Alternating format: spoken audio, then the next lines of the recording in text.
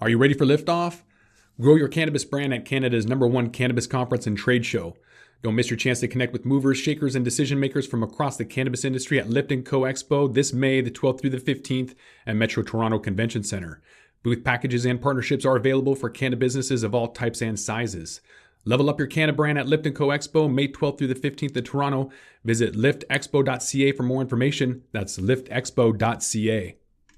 We're going to take a look at a report from Headset on beverages, looking at the popularity at both the US and Canada. In the US, reaching popularity of about 1.1% market share versus Canada at 2.1%, even though they started much later than us. So we're going to dive into segments in the US like drops and mixes, elixirs, syrups, different segments making up about a third of the market. We'll find out what Canada's doing coming up next. It's only entertainment. Welcome back to The Talking Hedge. I'm Josh Kincaid, capital markets analyst and host of your Cannabis Business podcast. We heard a lot about edibles during the pandemic, but looking at beverages over the last couple of years since January of 2020, you see that sales being introduced into Canada being their 2.0 rollout. Initially, they just were allowed baby steps. They had flower first, and then they were allowed other products like edibles and beverages after that. So looking at some of that, you can kind of see that, again, the category increased to 1.8% of the total market share for beverages by 2020, and then continue to see some growth into Canada throughout 2021 to get to 2.1% by December of 2021. Looking at the US, a little bit slower growth, probably because it's more expensive. I actually don't know that for sure. I'm hoping to get up to Canada here shortly for an industry expo. But in the meantime, looking at market share increasing from 0.9 to 1.1% by January 2020.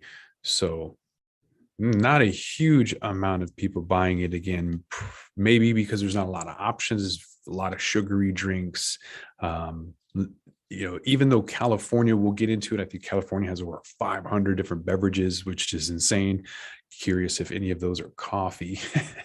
Coming from Seattle, we don't have infused coffee yet. They got K-cups, but come on, it's not coffee. So I mentioned California going a little bit gangbusters on beverages. On the graph, they're the dark blue line that just kind of peaked out of nowhere February 2021 from 300 to almost 600 before realizing that it's maybe a bit too much. You can see kind of the number of beverage product options. Some of them are little vials of syrup or small beverages that have 100 milligrams. Other ones are 12 to 16 ounces. So they differ in pricing and milligrams. But I guess if you want to see what the beverage industry is doing, go to California, because there's way too many. At least I'm hoping at least one of those is coffee. Canada is a lot more in lockstep. So that's maybe, I don't know, that's a little bit weird. I guess that they're all in kind of unison, following one another. I'm not sure if that's a good thing. They may just kind of fall flat like they did with the overproduction of flower up there. But I guess we'll have to see what the trends are doing. Similar to, I guess, what we're seeing in California, the introduction of beverages and then explosive, like hockey stick, straight up, performance with explosive growth. Looking at the whole gamut, right, from syrups to beverages. Interesting that Alberta would take most products, 110 different distinct beverage products, rather than Ontario. Kind of an interesting little take out there. So let's break this down, kind of see within the beverage category what's working, because some stuff doesn't, or it's seasonal, like lemonade is going to be short seasonal or local based. Maybe somebody in some area likes lemonade all year round. I don't know. But looking at the US, they're looking at drops and mixes, those elixirs and syrups. That's about a third of the beverage sales. Carbonated beverages were second largest segment at 26%. And then iced tea, lemonade, fruit segment did well at 22%. In Canada, very different story. So in contrast to what the US is doing, the drops and mixers, elixir strips, that's only 4.7%. So it's 1 out of 20 people are doing that. instead of a third up in the US. Carbonated beverages, they made up 51%. So they like their bubbly, they like their sodas, their pop, soda pop. Another difference, I guess, when you look at Canada, water segment in Canada accounted for 20% of sales, but only 8% of sales in the US. CBD water, yes, but I mean, there's a huge shift away, though, in, like, generally speaking, non-cannabis, massive shift away from beverages in the US. And maybe that's because people aren't going, some people aren't going to work.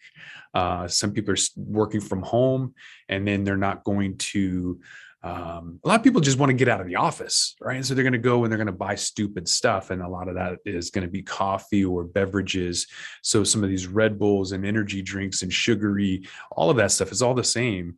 And there's an overall decline with all of that. And I think that trend is much bigger. It's going into more healthier options, and people in the US are looking for better alternatives in general. I think I said earlier that the price must be lower up in Canada. It definitely is. They came out about 16 and then hit the floor at $6 is the average price. Whereas in the US, it's, $12, I guess. So average item price is very, very different. $16.21 is what it started at in Canada, and then dropped significantly to $6.58. In the US, with an average of $14.40 per product, I'd rather go and get RSO. It's not going to go bad. It's not going to be too sweet. Actually, it's going to taste like trash. If you've ever eaten RSO, it's disgusting.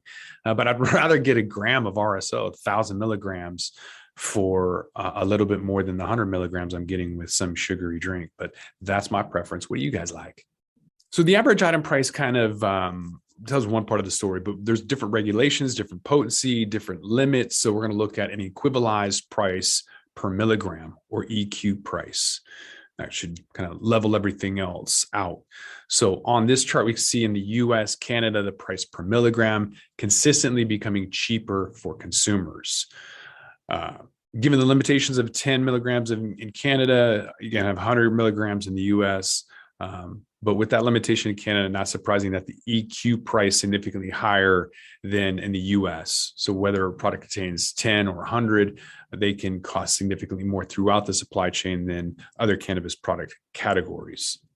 So on a per milligram basis, in Canada, started off at $1.30, plummeted pretty quick to 95 cents per milligram. That's in US dollars. In the US, trend is a little bit more consistent, longer established history. Although people are, like myself, going to different forms, because we're not going to go in there and buy $12 drinks. I mean, Starbucks gets away with $7 or $8 beverages. People buy that every day, but I guess there's some limitations, price and convenience, right? Again, on buyer behavior. So if it's not convenient, they don't have drive-throughs, it's not cheap, people are only going to buy that maybe on a Friday, once a week instead of once a day.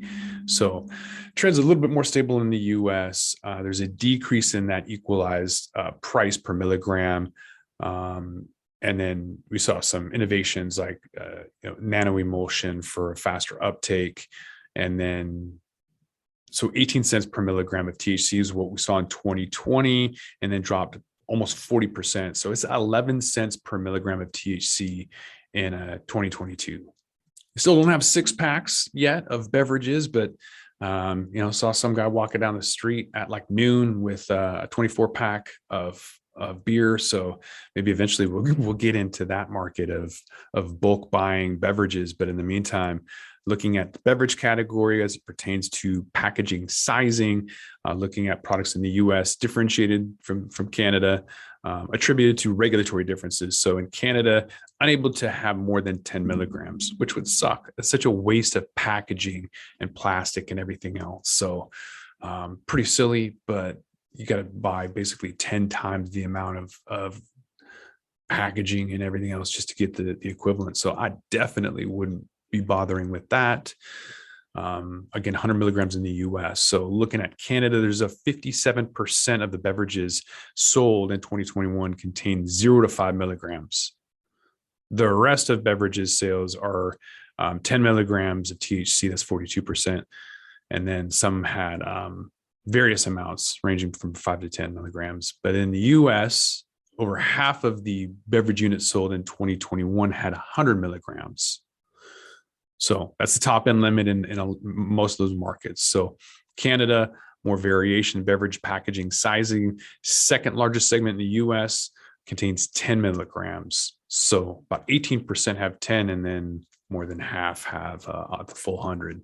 Here's some companies that are out there doing it. Keef Cola, I think they're based out of California, and Ray's Lemonade. Some of these guys are some of the early entrants in the beverage market. So top 10 brands have a competitive landscape. Beverages are one of the most difficult products to make. So unless you have deep pockets, this is not something you want to even touch. It's one of the most expensive markets, one of the most difficult. And then when federal legalization happens, you have to be available to do regional bottling and have a lot of partnerships. And most people are not capable of doing that. I mean, if you look in the regular world, there's Pepsi and then there's Coke, right? And they have all these other brands to try and get their own appeal out to everybody. They both have like 4 different water brands. So that's what the traditional beverage industry is doing.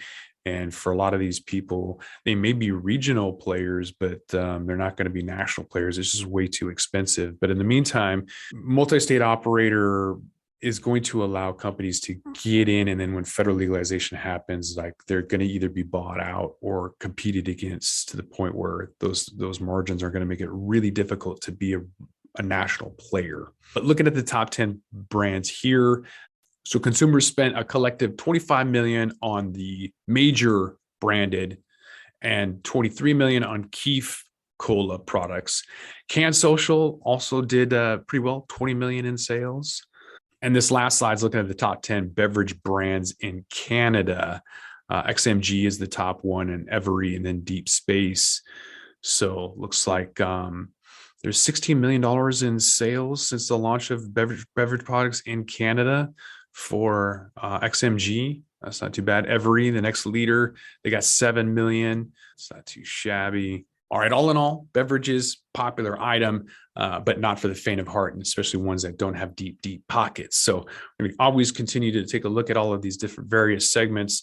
Beverages are interesting because there's so much focus on that. Constellation Brands putting in $4 billion up in Canada a couple of years ago. It was kind of the eye-opening moment where, parent company Modelo and all these other folks were obviously wanting to get into the game. So still taking a look at it, although in Washington State and in California, there's still a ban on CBD beverages, which is crazy. But you can sell THC in the regulated markets. But to see what else happens in the cannabis beverage space, we're going to come back to the Talking Hedge and find out. With that, we're going to roll this one up. I'm Josh Kincaid. This is the Talking Hedge. Don't forget to like, share, and subscribe, or don't, and I'm out. Don't forget to smash that like button on your way out and check out these other videos that we've got.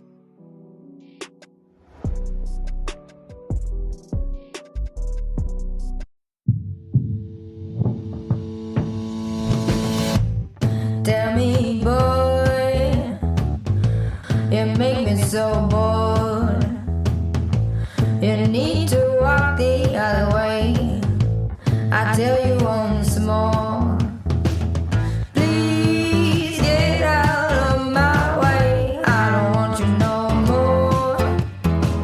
We're done here, boy. I know you think you're so fine, but you can't see it. I've been wanting to unwind.